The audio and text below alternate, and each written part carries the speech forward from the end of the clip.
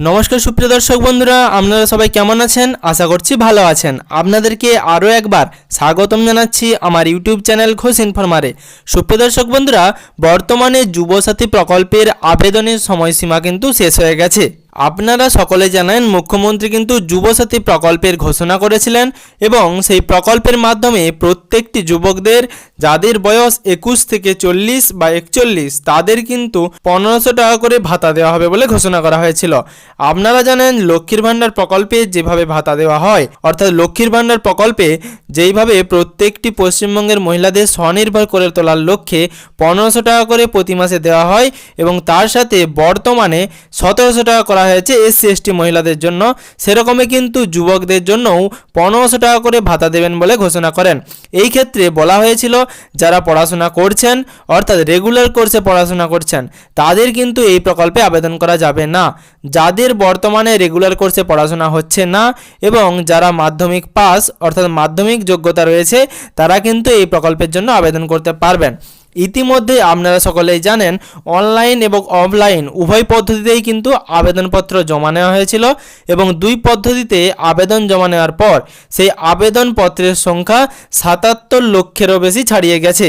তারপরেও এমন কিছু সংখ্যক উপভোক্তা রয়েছেন যারা নতুন করে যুবসাথী প্রকল্পের আবেদনের ক্রাইটেরিয়াতে এসেছেন, অর্থাৎ এই হয়তো সবে 21 বছরে পা দিয়েছেন অথবা আপনারা কোনোভাবে আবেদন জমা করতে পারেননি এই সময়সীমার মধ্যে। তারা কিভাবে আবেদন করবেন? যারা আবেদনপত্র ইতিমধ্যে জমা করে ফেলেছেন তাদের টাকা কবে থেকে ঢুকতে শুরু করবে এবং বর্তমান স্ট্যাটাস কি দেখাচ্ছে সেই সম্বন্ধে বিস্তারিত আপনাদেরকে সমস্ত রকমের তথ্য দেব।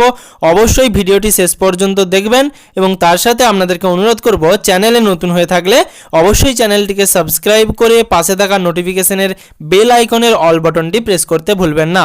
সুপ্রিয় দর্শক বন্ধুরা, এই 26শে ফেব্রুয়ারির মধ্যেই আপনারা যারা আবেদনপত্র জমা করেছেন আপনারা যদি বর্তমানে স্ট্যাটাস চেক করতে যান সেক্ষেত্রে আপনাদেরকে যে অফিসিয়াল ওয়েবসাইট রয়েছে apas.wb.gov.in এটা কিন্তু আপনার মোবাইলের গুগল অথবা ক্রোম ব্রাউজারে লিখে সার্চ করলেই কিন্তু আপনারা অফিসিয়াল ওয়েবসাইটে পৌঁছে যাবেন এবং সেখান থেকে কিন্তু আপনারা আপনাদের স্ট্যাটাস চেক করতে পারেন। কিন্তু বর্তমানে যদি স্ট্যাটাস চেক করতে যান সেক্ষেত্রে কিন্তু আপনার অ্যাপ্লিকেশন ফর্মটাই ওপেন হবে, নতুন করে স্ট্যাটাস দেখাচ্ছে না। যখন সমস্ত কিছু ভেরিফাই হয়ে যাবে সরকারের তরফে তখনই কিন্তু স্ট্যাটাস চেক করতে পারবেন যে আপনার স্ট্যাটাস অ্যাপ্রুভ হলো না রিজেক্ট হলো না পেন্ডিংয়ে রয়েছে।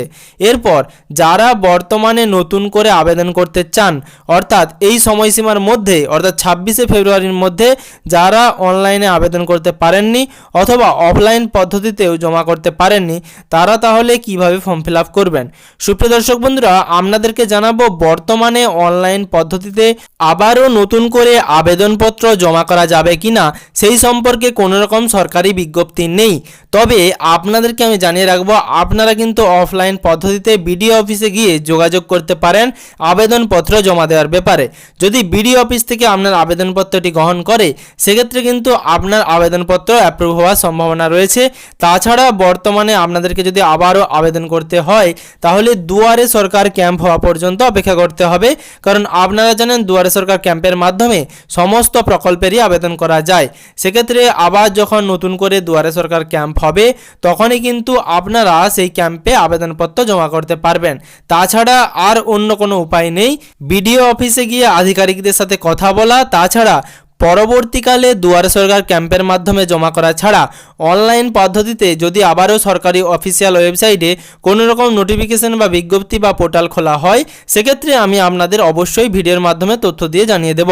এছাড়া যাদের আবেদনপত্র জমা করা হয়ে গেছে তারা কবে টাকা পাবেন? সুপ্রিয় দর্শক বন্ধুরা, মুখ্যমন্ত্রী কিন্তু আগে ঘোষণা করেছিলেন যে অগস্ট মাসেই জমা নেওয়া হবে এবং তারপরে কিন্তু টাকা দেওয়া হবে। তারপরে কিন্তু তিনি ঘোষণা করে দিয়েছেন যে এপ্রিল মাস থেকেই প্রথম কিস্তির টাকা দেওয়া হবে। তবে কোথাও কোথাও বলা হচ্ছে যে 6 মাসের টাকা একসাথে দিয়ে দেওয়া হবে। বন্ধুরা, এরকমটা হবে না। 6 মাসের টাকা একসাথে দেওয়া কখনোই সম্ভব নয়। বর্তমানে যে পরিমাণ আবেদনপত্র জমা পড়েছে অর্থাৎ প্রায় 80 লক্ষেরও কাছাকাছি, সেই পরিমাণ আবেদনপত্রের অ্যাপ্রুভ করে তাদের টাকা দেওয়ার ক্ষেত্রেই সরকারের সমস্যা হতে পারে। বর্তমানে আপনারা যদি নিজেরা হিসেব করে দেখেন তাহলে 80 লক্ষ উপভোক্তা প্রত্যেক মাসে 1500 টাকা করে, তার মানে পরিমাণে কতটা পরিমাণ টাকা সরকারের কোষাগার থেকে খরচ হবে। সেক্ষেত্রে 80 লক্ষ উপভোক্তা একসাথে টাকা পাবেন এরকমটা নয়। পরবর্তী ক্ষেত্রে দেখবেন কিস্তিতে কিস্তিতে টাকা দেওয়া হচ্ছে, হয়তো প্রথমে 20 লক্ষ, তারপর আবার 20 লক্ষ, তারপর আবার 20 লক্ষ, এইভাবেই কিন্তু টাকা দেওয়া হতে পারে। একসাথে 80 লক্ষকে টাকা দেওয়া সম্ভব নাও হতে পারে। বর্তমানে সরকারের তরফ থেকে যে লক্ষ্মীর ভাণ্ডার প্রকল্প চলছে সেখানেও কিন্তু অনেকটা পরিমাণ টাকা খরচ করতে হয়। তার সাথে নতুন যুবসাথী প্রকল্পেও কিন্তু একসাথে টাকা নাও আসতে পারে। তার সাথে অনেক ফর্ম কিন্তু রিজেক্ট হবে, যারা ফর্ম ফিল আপে ভুল করেছেন। তার সাথে যারা কৃষক বন্ধু থাকলেও না লিখেছেন তার ক্ষেত্রেও কিন্তু ফর্ম রিজেক্ট হতে পারে। সরকারি তরফে ঘোষণা করা হয়েছিল যদি কোনো রকম ভুল তথ্য দেওয়া হয় তাহলে কিন্তু সেক্ষেত্রে আইনানুগ ব্যবস্থা নেওয়া হবে এবং তার সাথে ফর্ম রিজেক্টও হতে পারে। সেক্ষেত্রে কিন্তু অনেক ফর্মই রিজেক্ট হবে, পেন্ডিংয়ে থাকবে, ফর্ম অ্যাপ্রুভের সংখ্যা কিন্তু খুব কমই হতে পারে। তো সুপ্রিয় দর্শক বন্ধুরা, এই ভিডিওর মাধ্যমে এইটুকুনি তথ্য দেওয়ার ছিল। আপনাদেরকে অনুরোধ করব, আপনারা যদি চ্যানেলে নতুন হয়ে থাকেন তাহলে অবশ্যই চ্যানেলটিকে সাবস্ক্রাইব করবেন এবং সকলের সুবিধার্থে ভিডিওটি বেশি বেশি করে শেয়ার করবেন। সাবস্ক্রাইব বাটনের পাশে থাকা নোটিফিকেশনের বেল আইকনের অল বাটনটিও প্রেস করতে ভুলবেন না, যাতে পশ্চিমবঙ্গের যাবতীয় আপডেট সবার আগে সবার প্রথমে আপনার মোবাইলের নিউজ ফিডে পেয়ে যান।